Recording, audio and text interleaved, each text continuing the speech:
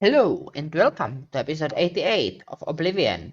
I'm Marcel, and last time I discovered the diary of the mad assassin who isn't really an assassin but a murderer at this point. I don't actually remember what I'm supposed to do with the diary, and it's not to be mistaken with the diary, but once I load the lighthouse, I'll look at my diary. I've discovered the traitor's diary. He's been at the Dark Brotherhood for years, and now he's a member of the Black Hand. And it may be illegal, like the anarchist group of Texas. Texas or Mexico? I think Mexico, actually. Either way. Anyway, Mano Negro illegal. His goal is revenge against Lucien Lechance and all of Dark Brotherhood for the murder of his mother when he was a child. And he actually plans on killing the Night Mother, which might be difficult, considering she's presumably dead at this point. That is, if she was immortal at any point, she's dead. Since the Dark Brotherhood has apparently existed for a long time, I must return to Lucien Lechance at once at the farm called Applewatch, which is presumably safe. Certainly this place is safe, so I travel first to the stables to reclaim my horse.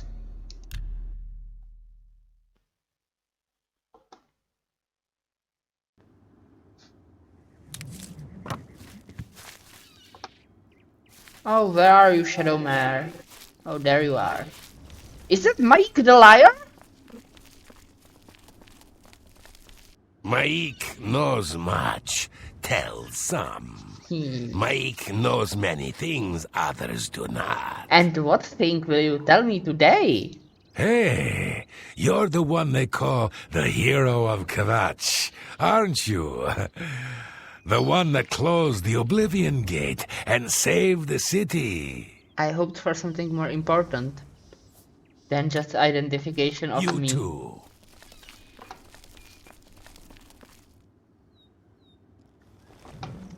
So, let's go to Apple Watch and watch some apples fall on someone's head. Yes, head, not head.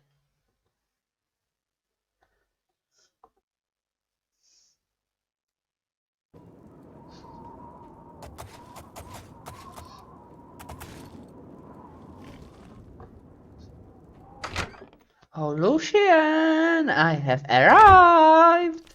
Silencer, at last you've arrived. Fear not, for the crisis that has threatened the Dark Brotherhood has finally come to an end. I am Arquin, speaker for the Black Hand. As you can see, we have dealt with the betrayer, Lucien Lechance. No longer will you serve as his puppet.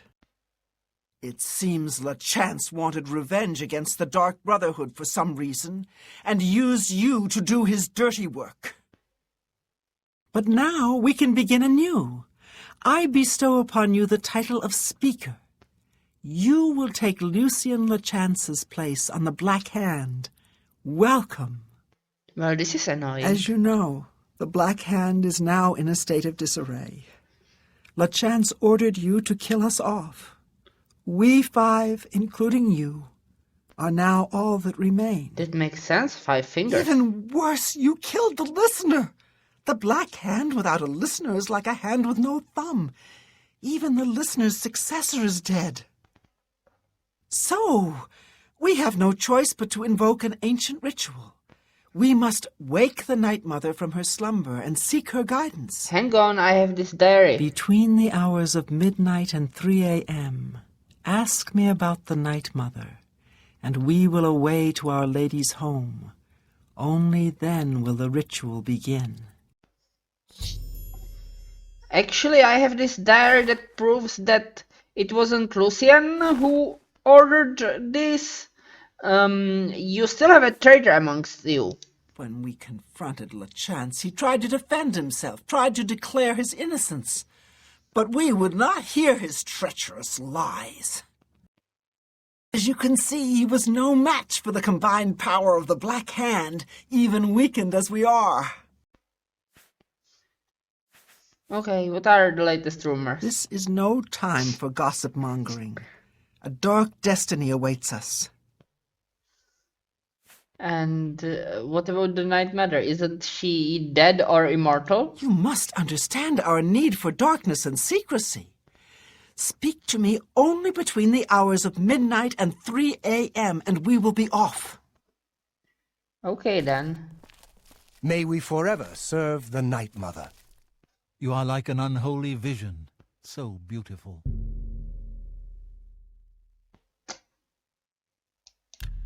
Greetings, fellow speaker. Okay, so let's sleep for 8 hours. You know, I should be giving them the diary, because that would prove that they still have a traitor among them, and probably even who it is. And since there is 4 of them You are here, like an unholy vision. and the so traitor is only beautiful. 1, it would be enough to know Black Hand that the welcomes you. traitor cannot silence me.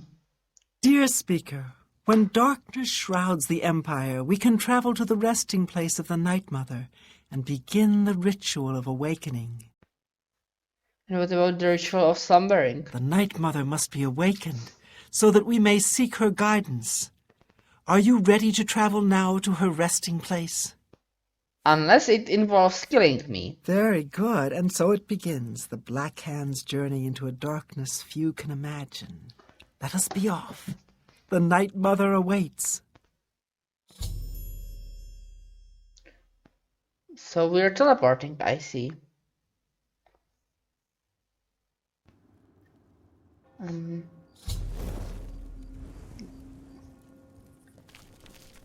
Behold the Night Mother.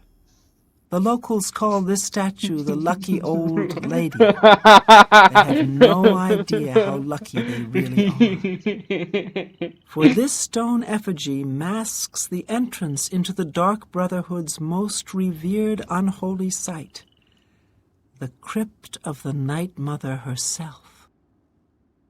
In a moment we will begin. I will recite an incantation, and we can proceed down into the crypt and seek an audience with the Night Mother. I know this is all very overwhelming, dear child. Just follow along and you'll be fine. Now, let's go see what the future holds, shall we? Unholy matron, we of the Black Hand beseech you. Reveal yourself now, most magnificent Night Mother, so that we may seek your guidance. Oh, the statue is a contortionist.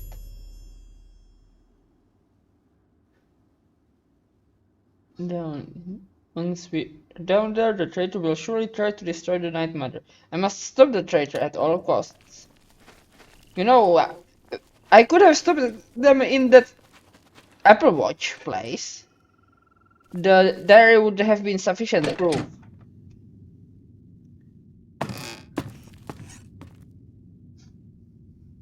What is the meaning of this desecration? Who has disturbed my ancient slumber? Oh, she's a ghost. Dearest Night Mother, most unholy maiden, please, we beg your mercy in this our time of need. The Black Hand seeks your guidance. Ah, yes, I have been expecting you. The listener now kneels by Sithis, as does his successor. There is a traitor amongst you. The traitor is dead, dear mother. We have come now to ask your blessing. Anoint one of us your listener so we can restore the Black Hand. Foolish little girl. Lucien Lachance served Sithis till his dying breath. The Black Hand remains tainted by betrayal. Restoration is impossible. Enough. Enough of this. You will all suffer for the pain you have caused me. I will destroy your Night Mother, and the Dark Brotherhood will fall. I want to draw, but I cannot yet. What treachery! The traitor still lives. It is Matthew Bellamont. Do not let him harm the Night Mother. Kill him!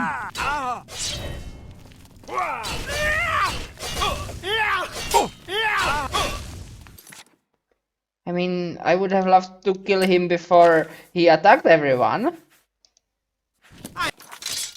just warming up, you pathetic worm! You're pathetic!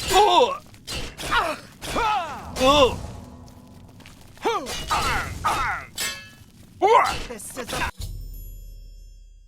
Good. part where you fall down and bleed to death. It was.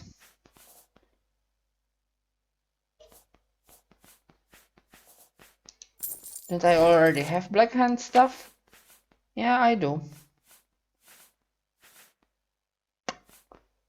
But I prefer the clothing I already wear.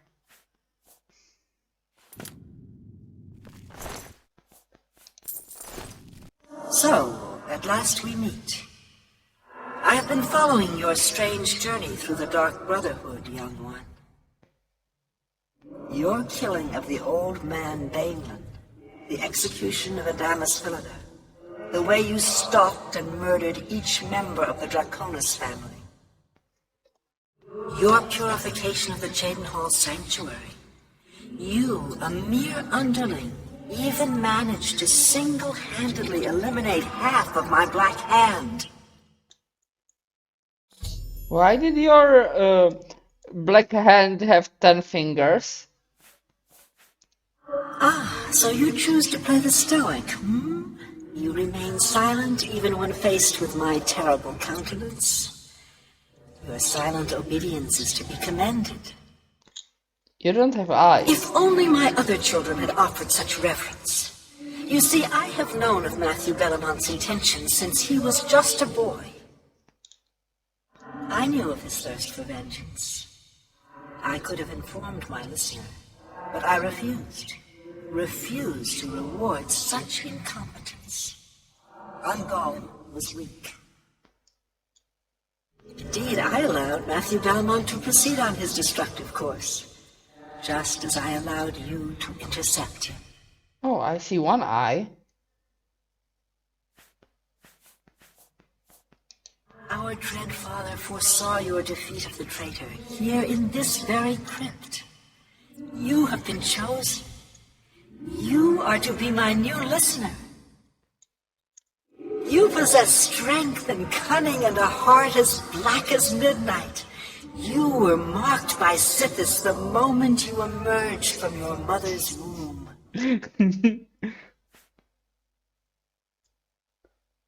Finally, the authority I deserve! You will get what you desire. But first, meditate upon all that has transpired. Perhaps you covet treasure. Take all my crypt has to offer. When you are ready, speak with me again, and I will deliver you safely to the only place you can truly call home, the Jadenhall Sanctuary. I actually prefer my tower. There is much work to be done. When you return to the Sanctuary, speak with Arquin. She will serve as your humble servant and guide. Arquin should have an arquebus. Okay, I don't care about being visible right now, so I want the other spell. Headlamp. Morning Glory, Mort Flesh, Large Chest? Oh.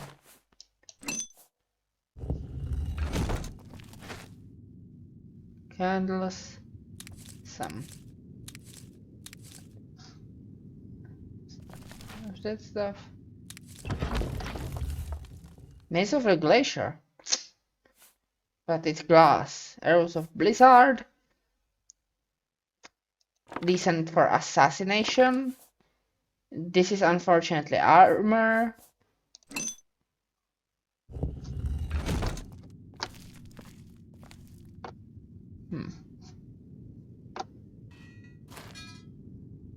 Hey, those are baby corpses. And a human corpse. Human or elf, not sure which. Certainly adult. Anyway, what about you, Arquebus? The Night Mother wishes for you to take some time to consider your new position. We will speak when we are back in the sanctuary.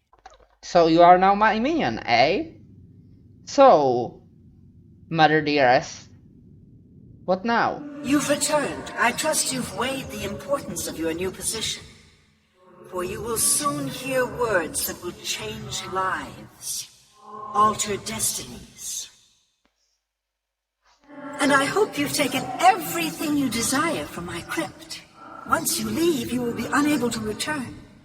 Now, are you ready to begin your new life? I plundered your grave. Let's go. Very good. Now begins your true journey.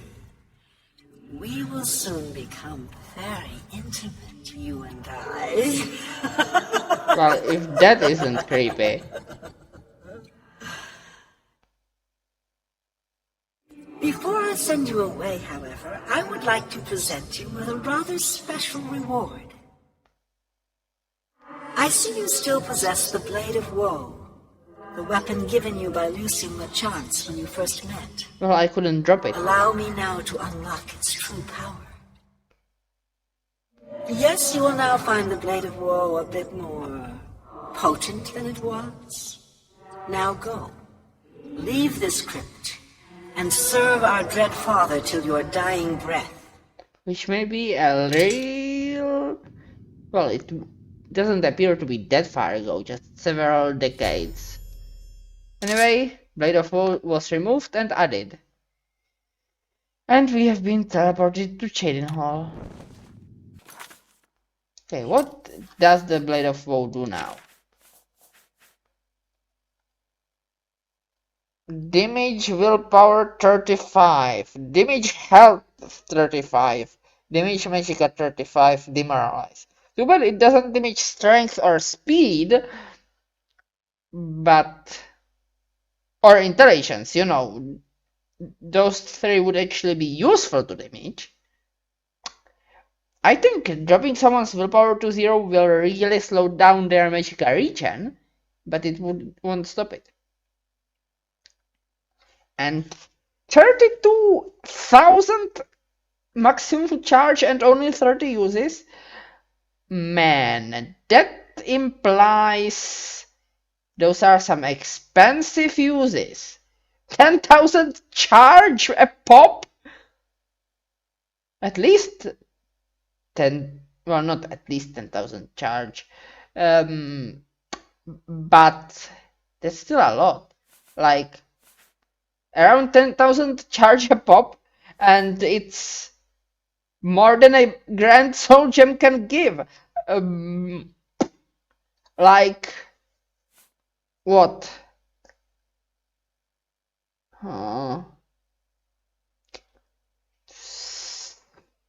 Just over 5 times more than a Grand Soul Gem can give.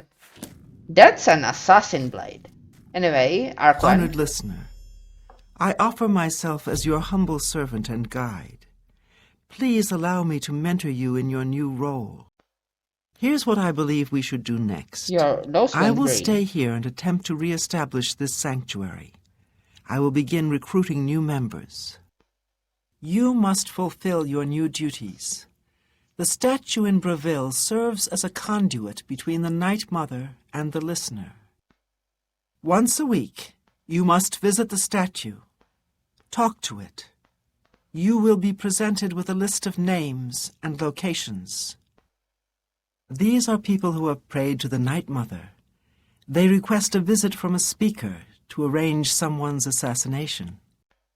All you need to do is visit the statue once a week, get the list of names and locations, and pass it on to me here in the sanctuary.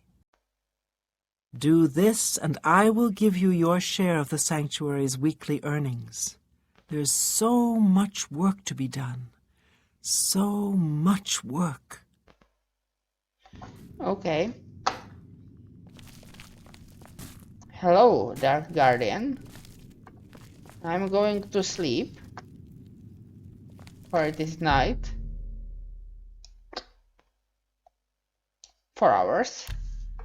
Then I will check my quests list, because I am thinking that this might be the last actual quest for the Dark Brotherhood. So yeah, this is the last quest for the Dark Brotherhood, but it's repeatable.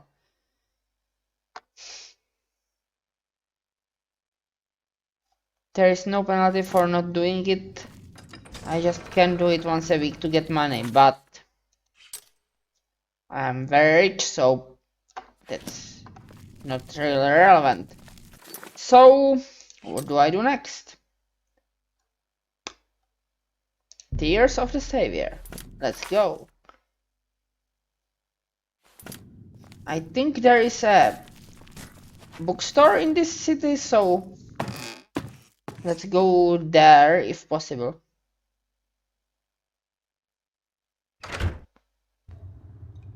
And also check the Mages Guild for paralysis spell.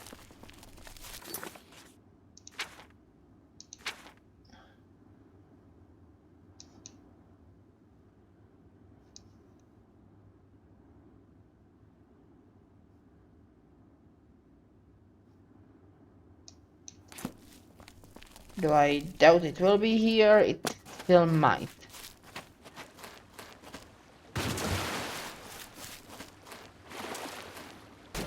And if there isn't a bookstore here, or it doesn't have oh, it is here, but if it doesn't have the book Nightfall, I will go to the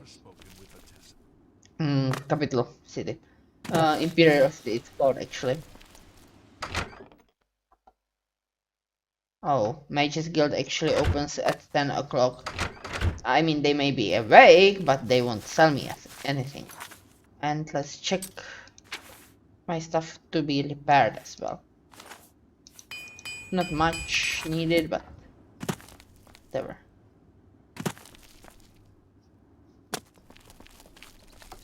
Okay, this is the bookstore. It's closed.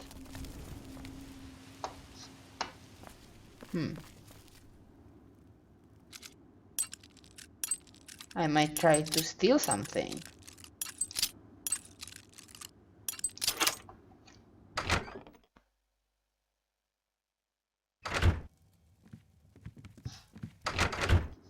Okay, not a good idea. That's the castle. I don't need to go there right now.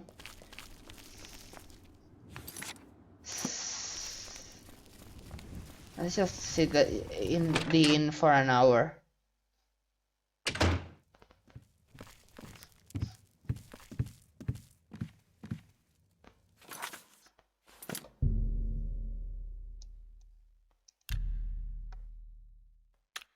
At this point, the various establishments should be open, and I can try to buy a book.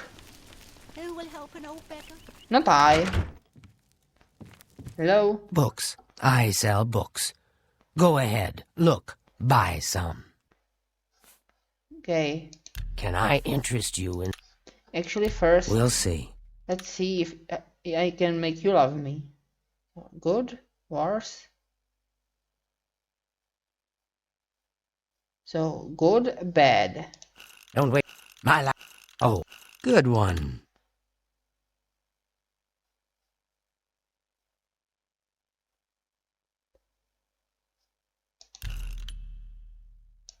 Not now. I see. Oh, yeah, I get it. Such. Oh, good. Don't waste your. Excellent. Only quality goods for sale here. What can I interest you in? Cleansing of the Fane is worth quite a bit of money, but not what I am looking for. You don't have Nightfall. Do I have anything to sell you? No, I could give you some stuff, but not sell you. Knowledge is power. Let's try. Farewell. Okay. Let's also see the general store and sell them some generals. Hello, orc girl. I'm waiting. Are you a lady in waiting? This better be good. Bad. So, good, good, bad, bad. That's just stupid. No more. Don't talk. What a great story. Yes. What? That's really interesting. Don't. That's just. I wish I could say that. Don't. Please.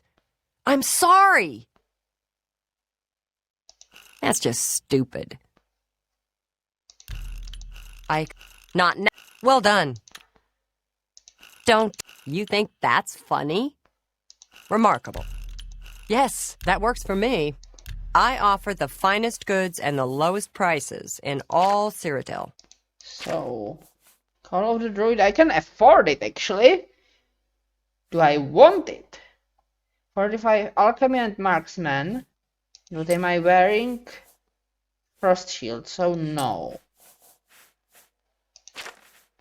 Bunch of potions and ingredients. I'll buy a hammer. Excellent deal. Haggle a bit. Let's see what I can sell you. I don't want to sell you Blade of Woe. I don't actually want to sell you any of my weapons currently. I will get rid of Sufferthorn, but I won't sell it to you. I don't want to sell these things. I do want to sell some of the jewelry. A fine transaction. What am I wearing for rings? Sunfire and Mundane.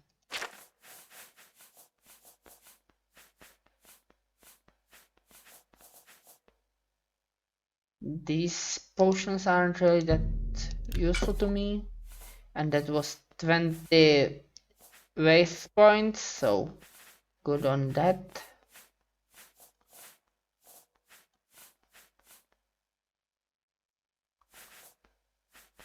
I could sell you skooma. I will not. But I will sell you this. You got a great deal there. And lastly,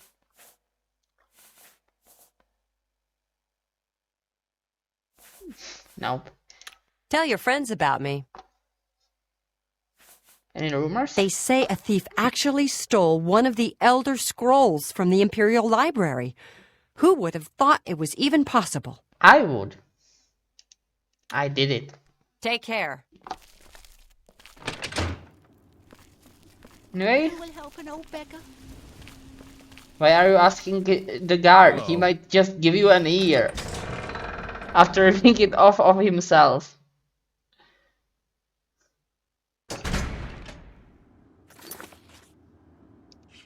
He keeps handing... The guards here keep handing people their ears.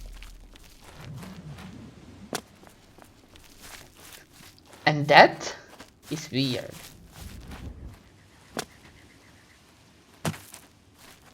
Oh. Oh yeah.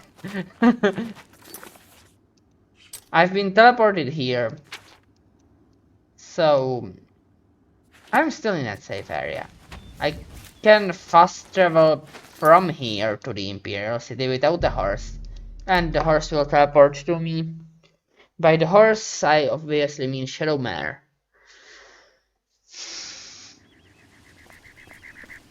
Okay. This had better be The good. bookshop is over there. The first edition. The last edition.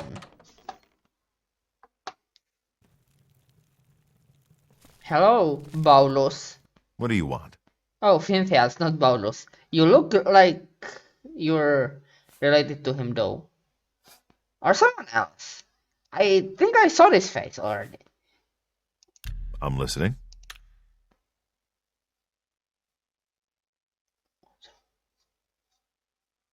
Bad, good. Where'd you get that? Is that... What not? What a great story. Where'd you get that? That's just... Don't... Remarkable. Oh, nope. He doesn't like admiring. So bad, good. Don't... Really? Is that... Oh, that's great. That's really too much. I wish I... Is that... Oh, that's... What nonsense. Not now, not... I wish I... You can't skip. That's great. How's it go again? Have a look at my wares. I'm sure there's something to say. I want to haggle! And then buy Nightfall if you have it. Document of puerile banter. I don't know what puerile means, but this is outrageously expensive. And it drains your speechcraft and personality to increase your endurance and willpower. Okay. Nightfall. It's weightless. I have purchased Nightfall from Fintias at the first edition bookshop in the market district. I should read it to find out more about Garden's tears. First, does he have anything else worth buying? Perhaps some of these books would actually increase my stats, but the posting of the hunt? Oh, whatever. I'm not here to read. A pleasure to serve you. Even though I could afford them. No. Take care. I will go to the inn. Let's see if it's going person of an inn. I think there is a place called Merchant's Inn somewhere here. Here it is. And read me a book. Hello? Hi there.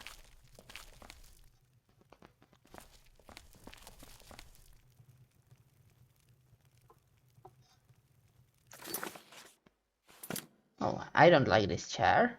Let's sit on a different chair. Hello. Here. I will read the book here.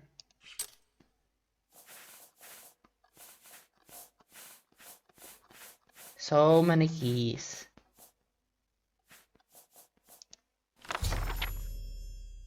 Yeah, it tells the story. I was going to read the story. Don't interrupt me with me knowing the story already. Excerpt from Nightfall, Tales of Heroism and Chivalry, edited by Kerelian Odrenius.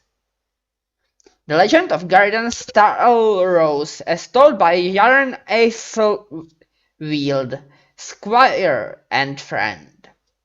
And so it came to pass that on the first month before the harvest, nary a decent crop could be found in the drought-ridden fields of Farmantle Glens, or Farmantle.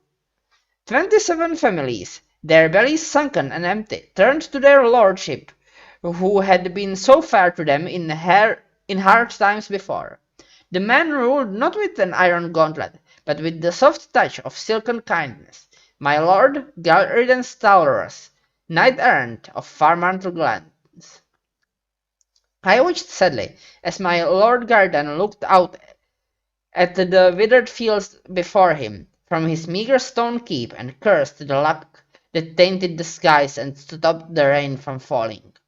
The families in his charge would not last the winter, which was always bitter and cold in the northern reaches of the Yaros.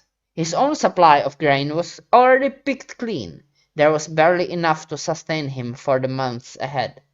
I know if my lord had the food there, he would have shared it gladly, allowing his charges to pay him back whenever time or manner would afford them. And in some cases, to those in dire need, give it to them without costs. Something had to be done, and it had to be done soon. Sparing not a drake. Why is he murdering ducks now? Garden paid for the best sages he could find and used the rest to buy as much surplus grain as he could wrest from the neighboring domains. A month passed and nothing surfaced. Winter's icy tendrils would soon creep across Farmantle Glens, causing the green to disappear from the landscape. Families would have to huddle close to their hearths, keeping warm and rationing the bits of food Garden had given them. I could see Garden's patience, which was immense, mind you, wearing thin. He told me he'd considered selling his keep, his belongings, anything to keep his people alive. If only the harvest would yield more, they'd be saved. Then, As if Mara herself had answered his prayers, a sage entered Garridan's keep with the answer. Legend told of a vessel of sorts, from which water would pour endlessly, known as the decanter of endless water, or at least the ever-flow ewer. Some said the divines themselves created it. Others thought perhaps a powerful sorcerer enchanted it. Wherever it was from, Garden knew this could be his chance. Following the directions from the sage, my lord and I set out to recover the ewer and trade far-mantle glance of the drought. It took days to reach the entrance to the place. After we passed through a winding passage, we finally came to an odd door covered in mystical symbols. As the sage instructed, my lord touched some refined frost salts to the door. The ancient stone door opened, and we proceeded into the glade. A cave cut into the hillside led into a small glade of trees. In the center of the glade, flanked by two standing stones, was a stone altar. On the altar, seemingly glowing with inner light, was the ewer. Cut from crystal, the vessel was the most beautiful thing I'd ever seen. Water filled it to the very top, and as legend held, would never diminish as the liquid decanted from it. Eager to return to his domain, Garden grasped the ewer in hand. Suddenly, the ground trembled, as though the mountains themselves were angered. The sky changed from sunlit blue to dreary grey. Even the ring of trees forming the glade seemed to bend away slightly from the altar, as if fearing what was to come. Then, with no warning, one of the standing stones cracked and exploded. My gaze froze, and my heart fell, as I looked upon the guardian of the glade. A huge creature, seemingly cut from the very same crystal as the ewer, stepped forth and growled menacingly at my master.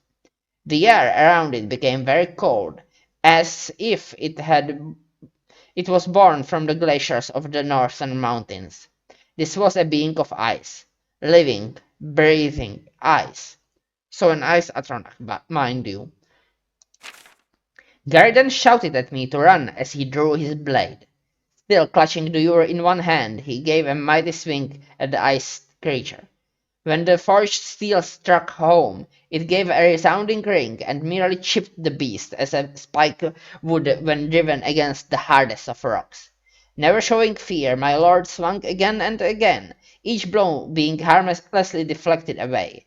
Then a single and mighty blow from the ice creature knocked my lord down.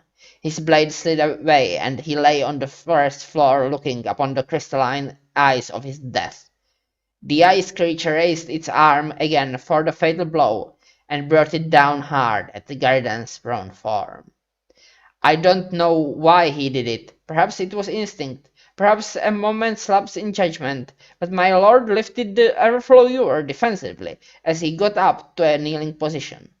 The blow from the creature connected with the vessel, creating an ear-splitting crash. There was a sound of water splashing and a horrible cracking noise as the sundered pitcher sent the waves of freezing water in all directions. Even as I watched, the liquid covered the ice creature and my poor master. They seemed suspended in place as if frozen solid. At the time, I didn't know how true my thoughts had become. As I watched in horror, they were encased in a tomb of pure ice. I could see Garden's face as the ice overtook him, and I could swear he was crying.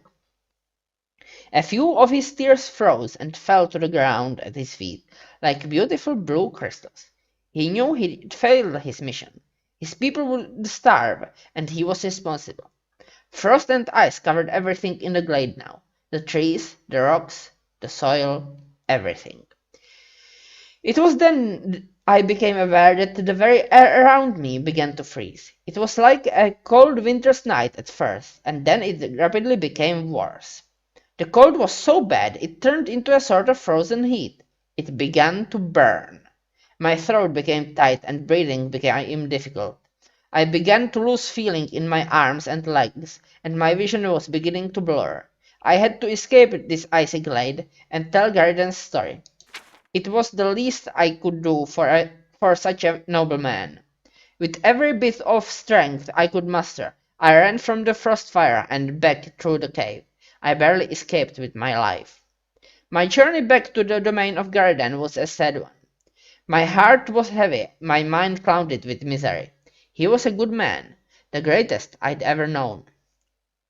To die like that was no way for such an honorable knight to end his life.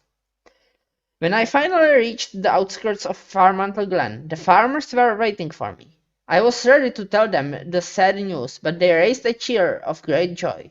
They told me that only a week ago a strange bluish glowing crane fell on their fields, and that the next day the crops began to grow as if there had never been a drought.